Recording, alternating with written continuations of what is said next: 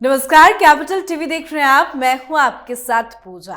आने वाली 5 फरवरी को दिल्ली में विधानसभा चुनाव के लिए मतदान होना है और उसके तीसरे दिन ही यानी 8 फरवरी को चुनाव परिणाम घोषित हो जाएंगे। इस चुनाव में जीत किसकी होगी इसका दावा तो नहीं किया जा सकता, लेकिन आम आदमी पार्टी को हराने की कोशिश में लगी बीजेपी और कांग्रेस पार्टी इस चुनाव में जबरदस्त आम आदमी पार्टी को टक्कर दे रही है। बीजेपी के लिए यह चुनाव सबसे ज्यादा अहम है क्योंकि पूरे देश में अपनी अलग छाप छोड़ने वाले प्रधानमंत्री मोदी की दाल दिल्ली में नहीं गल पाती है। पर इस बार दिल्ली में बीजेपी की तैयारी जबरदस्त है। आरएसएस की ग्राउंड में की जा रही मेहनत कांग्रेस और आम आदमी पार्टी की मुसीबत बढ़ा रही है। तो वहीं कांग्रेस इन दिनों जिस अंदाज में नजर आ रही है, जिस तरह से कांग्रेस पार्टी एक्टिव है, वैसे पहले कभी नहीं थी। तो इस चुनाव में क्या होगा, क्या बन रहे हैं चुनावी समीकरण, आज वो आपको बताएंगे क्योंकि दिल्ली विधानसभा चुनाव को लेकर कुछ ताजा सर्वे सामने आए हैं। तो क्या कह रहे हैं आंकड़े, किसकी होने जा रही है बम्पर जीत और किसे भारी नुकसान का करना पड़ेगा सामना, बताएंगे आपको। चर्चा के लिए मेरे साथ स्टूडियो में मौजूद है कैपिटल टीवी के editor in chief doctor Manish Kumar. धन्यवाद। दिल्ली विधानसभा चुनाव के लिए क्या स्थिति बन रही है, क्या आंकड़े बता रहे हैं? देखिए, आज मैं सिर्फ आंकड़ों पे जाऊंगा और पहले 2 मिनट को आप जरा ध्यान से सुनिएगा और बार बार सुन लीजिएगा। ये बहुत सारे लोगों के कलेजे की धड़कन जो ज्यादा तेज हो गई है कि क्या जीत जाएगा, क्या हार जाएगा, और सारे लोग कयास लगा रहे हैं। हमने सीएसडीएस के तमाम 2013 के बाद के सारे आंकड़े को खंगाला और एक निष्कर्ष मैं आपको दे रहा हूं। अगला 2 मिनट ध्यान से सुनिएगा, और ये इसलिए, and if you think Kejriwal can do this, he will win. लेकिन ये टास्क इतना कड़ा है कि उसको जीतने के लिए, सिंपल मेजॉरिटी के लिए, मतलब 36 सीटों लाने के लिए क्या क्या पापड़ बेलने हैं, पहले उसको समझ लीजिए। और अगले 2 मिनट के बाद आपको यही लगेगा कि ना, केजरीवाल से नहीं हो पाएगा। क्यों नहीं हो पाएगा, सारी डिटेल मैं आपको दूंगा। लेकिन पहले जो कह सकते कि हाईलाइट, अभी जो 2024 में चुनाव हुए, बीजेपी को 56% वोट पाकर के साथ सीटों पे क्लीन स्वीप। ठीक, अब केजरीवाल को चुनाव जीतना है तो 2024 में जो वोटिंग हुई है उसमें से 29% अपर कास्ट के वोट्स, मतलब बीजेपी को जितना वोट मिला है उस अपर कास्ट का, उसमें से 29% वोट अगर वो खींच लेंगे तो चांसेस है सरकार बनाने की। तो बीजेपी के 1/3 अपर कास्ट वोटर जाएंगे क्या, ये आपको सोचना है। Similarly 29% of OBC vote, OBC voters के भी 29% वोट खींचने होंगे अरविंद केजरीवाल को, और 41% दलित वोट, जो बीजेपी को कम मिलता है। बीजेपी को ज्यादा वोट दलितों का नहीं मिलता है, लेकिन जितना भी मिलता है उसके 41% उसको खींचना पड़ेगा, और मुसलमानों का 34% वोट। ये आपको, अगर आपने खींच लिया तब तो आपकी सरकार बन जाएगी। लेकिन ये दलित और मुस्लिम वैसे ही बड़ा कम चंक है, लेकिन जो 2 बड़ा चंक है दिल्ली के अंदर में, वो अपर कास्ट और ओबीसीज का। तो ओबीसीज में ज्यादातर जो दिल्ली के अंदर आपको मिलेंगे वो पूर्वांचली मिलेंगे। यहीं पे ट्रिक है, यहीं पे खेल है। तो क्या 1/3 बीजेपी के जो अपर कास्ट वोटर हैं, जो ओबीसी वोटर्स हैं, केजरीवाल क्या कर पाएंगे? मुश्किल लग रहा है, मुश्किल लग रहा है।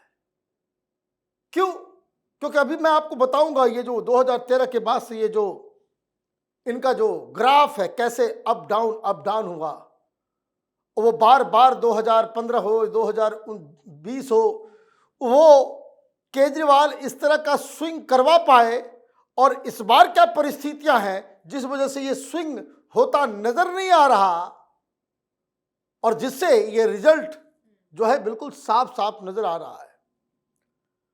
अगर हम क्लास वाइज देखें तो बीजेपी को जितने वोटर्स ने वोट किए हैं उसमें 37% पुअर वोटर्स को खींचना पड़ेगा अपने साइड, मिडिल क्लास 21% और 28% अपर और रिच वोटर्स जो बीजेपी और कांग्रेस को मिला वो आपको खींच के लाना पड़ेगा, जो बड़ा मुश्किल टास्क है। फ्री बीज से, फ्री बिजली, फ्री पानी, इन सब चीजों से आप दलित, मुसलमान या लोअर क्लास को तो आप कर सकते हो, लेकिन मिडिल क्लास केजरीवाल से दूर चला गया है, यही सबसे बड़ी चिंता है। यूथ नहीं है इस बार, पिछली बार से लगातार यूथ होता था। केजरीवाल के झांसे से वो समझ में आ गया, सोशल मीडिया ने, व्हाट्सएप ने, ट्विटर ने, हम लोग जैसे लोगों ने दिल्ली के यूथ को बता दिया कि फ्रॉड है, ये झूठ बोलता है। तो ये असर जो है उसका दिख रहा है। तो कहने का मतलब ये है कि केजरीवाल अब तक जो चुनाव जीत रहा था, दिल्ली के अंदर ये 25 से 30% वोटर्स जो स्विंग कर जाते हैं, इधर से इधर, इधर से उधर, उसी वजह से वो चुनाव को जीत पाता था, क्योंकि वो चुनाव के समय अपने आप को एक ईमानदार, पढ़ा लिखा, बेदाग, जिसके पास कोई एम्बिशन नहीं, ये जो झांसा दे देता था मीडिया के जरिए, इस वजह से ये जो तिहाड़ गया, ये जो शराब इसने बांटी, ये जो शीश महल इसने बनाया, और ये जो लगातार झूठे वादे इन लोगों ने किए कि पोल्यूशन कम कर देंगे, तो ये कम कर देंगे। 2019 में 20 में एक और एडवांटेज था कि इसके खिलाफ कोई कुछ कहता था कि गंदगी है, सड़कें खराब है, तो ये कहता था क्या करें, हमारे पास एमसीडी नहीं है ना। ये एमसीडी वालों का काम है। हम लोग पागल हो जाते थे, समझाते समझाते लोगों को, वीडियो पे वीडियो बनाते रहते थे, बताते रहते थे कि देखो भाई, वो जिस रोड के बारे में कह रहा है वो सड़क जो है वो पीडब्ल्यूडी का है। एमसीडी के पास वो सड़कें होती है जो मेन रोड से अलग 10 फीट के ज्यादा से चौड़ी रोड, वो पीडब्ल्यूडी के पास। लेकिन ये पब्लिक को बेवकूफ बना देता था। आप जाओ हेयर कट कराने के लिए, आप ऑटो में जाओ, आप सब्जी वालों के पास जाओ, पूछो कि भाई गंदगी है, ये एमसीडी वाले काम नहीं करते हैं ना, ये केजरीवाल बताया है। अब ये चारों तरफ से घिर गए हैं, तो इनका जो पूरा का पूरा प्लान है वो गड़बड़ हो गया है। 2013 में इसे वोट मिला कुल मिलाकर के 30% वोट, बीजेपी को 33% वोट, कांग्रेस पार्टी को 25% वोट। लेकिन कांग्रेस पार्टी की मूर्खता थी, जिसके लिए अब ये माफी मांग रहे हैं कि आपको 28 सीटें आई थी, फिर भी राहुल गांधी ने केजरीवाल को महान बनाने के चक्कर में मुख्यमंत्री बना दिया। और ये भी वैसा व्यक्ति जिसने बच्चों की कसम खा ली कि बच्चों की कसम खा करके कह रहा हूं मैं कांग्रेस से समर्थन नहीं लूंगा, बच्चों को भी मरवा दिया और ये समर्थन ले लिया। फिर इसने गिमिक किया, मीडिया वालों को पैसे दिए, सरकार बनते ही ये टाइम्स ऑफ इंडिया वाले, ये हिंदुस्तान, ये सब दलाली में लग गए। गूगल कीजिएगा, मिल जाएगा। मैं बहुत खरा खड़ा बोलता हूं, क्योंकि इन लोगों को कोई मैंने बेशर्मी की इन लोगों ने इंतहा कर दी है। अचानक से कोई सर्वे छाप देते हैं कि दिल्ली के अंदर में केजरीवाल की सरकार बनते ही 50% भ्रष्टाचार खत्म हो गया। ये सर्वे निकाला था इन लोगों ने, ये सब लोग भूल गए, मैं नहीं भूलता। ये सर्वे निकाले थे इन लोगों ने, लोगों को लगा कि भाई ये हो गया वो हो गया, और दिल्ली पुलिस वाले भी खोपचे में आ गए, वो डर गए। वो बस्ती साहब उस समय होते थे पुलिस कमिश्नर, उससे झगड़ा शुरू हो गया, लोगों को लगा कि नहीं चमत्कारी है। 2015 में जो चुनाव हुआ जम के लोगों ने वोट कर दिया। 2014 में स्विंग वापस बीजेपी के पास आ गया। लोगों ने कहा कि भाई ठीक है, केंद्र में मोदी और दिल्ली में नटवरलाल, तो भाई ठीक है। फिर ये जो 49 दिन की जो सरकार रही कांग्रेस की बेवकूफ़ी की वजह से, उसमें एक इंप्रेशन बन गया। तो 2015 में जो चुनाव हुआ विधानसभा का, उसमें 21% का स्विंग उठा कर लेके ले गया।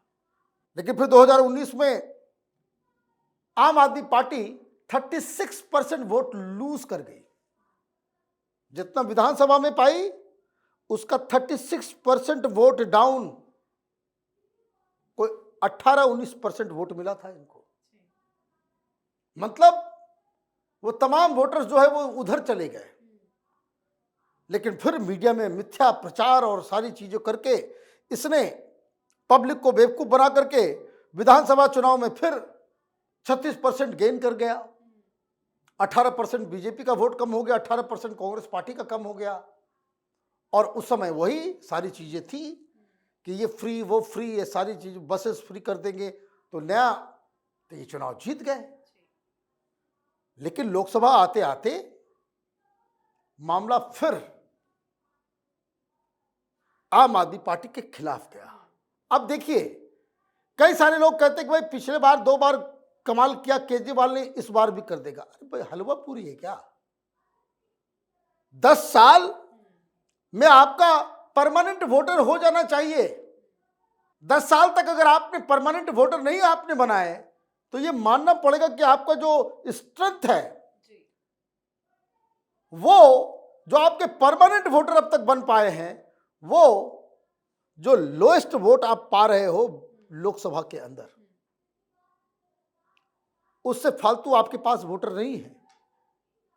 ये ध्यान रखने वाली बात है, इस चीज को समझना जरूरी है कि आपके परमानेंट वोटर नहीं है। बीजेपी 0 सीट भी लेकर के आएगी, लेकिन वो 33-35% जो है वो उसके परमानेंट वोटर है।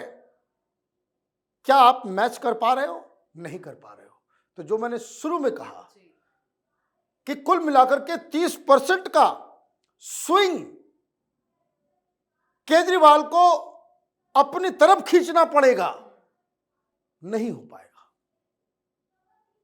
क्यों? क्योंकि यही तो चाल नहीं चल पा रहा है ये। क्योंकि बीजेपी ने आपको इस बार बहुत तरीके से एक्सपोज कर दिया। और ये जो स्विंग, जो पिछली बार लोगों को लगता है कि केजरीवाल अच्छा आदमी है, रहने दो,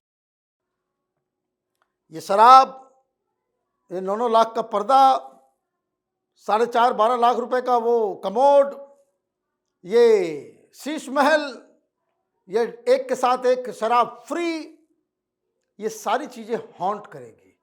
और इसीलिए जो आंकड़े दिख रहे हैं कि अगर मैक्सिमम स्ट्रेच भी अगर आप करें तो केजरीवाल जिस तरीके से वो लूज करता आ रहा है, 2024 का जो चुनाव, जो लोकसभा का, उसमें वो उसकी हालत खराब हुई। जबकि लोगों को लग रहा था कि इसको सिंपैथी वोट मिलेगा, कि मुझे तिहाड़ में डाल दिया, आपके भाई को तिहाड़ में डाल दिया, मनीष सिसोदिया को तिहाड़ में डाल दिया, हमको बर्बाद करना, सारी सिंपैथी, वो सिंपैथी कार्ड चला नहीं।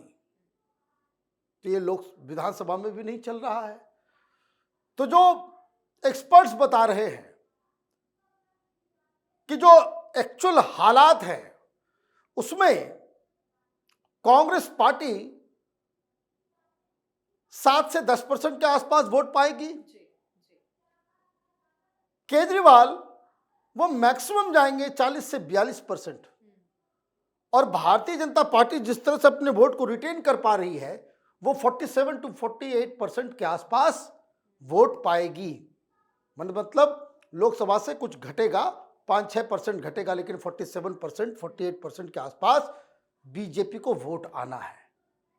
और अगर इसको ट्रांसलेट अगर आप कर दें सीट्स में, तो 45 से 50 के आसपास बीजेपी, 15 से 20 के आसपास फंस जाएगी आम आदमी पार्टी, और 3 से 5 के आसपास कांग्रेस पार्टी भी इस बार सीट निकाल सकती जी, बहुत बहुत धन्यवाद सर समझाने के लिए। है। धन्यवाद। तो दिल्ली की जनता आगामी 5 फरवरी को वोटिंग कर इस केंद्र शासित प्रदेश के लिए अगले 5 साल का अपना जनादेश देगी। 8 फरवरी को यह जनादेश सबके सामने आएगा। चुनाव आयोग मतदान कराने की तैयारियों में जुटा हुआ है और राजनीतिक पार्टियां भी वोटरों को लुभाने के लिए जुटी हुई है। पर जो सर्वे हमने आपको बताया, जो सामने आ रहे हैं आंकड़े, वो वाकई में केजरीवाल के लिए बहुत बड़ा झटका साबित हो सकता है। तो आपको क्या लगता है, दिल्ली के दंगल में क्या होने जा रहा है? किसकी होगी जीत और किसे करना पड़ेगा हार का सामना? आप अपनी राय कमेंट करके जरूर लिखिएगा। देखते रहिए कैपिटल टीवी। नमस्कार।